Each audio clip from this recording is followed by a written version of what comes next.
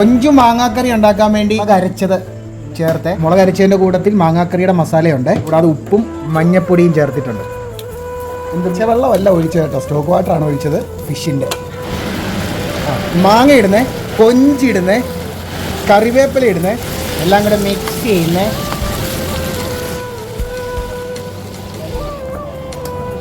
പാലൊഴിക്കുന്നേ, തേങ്ങാപ്പാലാണ്.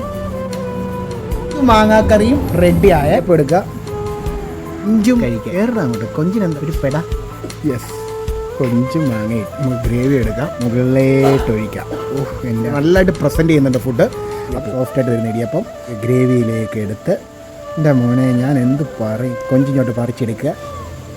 പുളി item tiger prawns എന്നൊക്കെ പറയാം കേട്ടോ, വലിയ കൊഞ്ച് തന്നെയാണ്.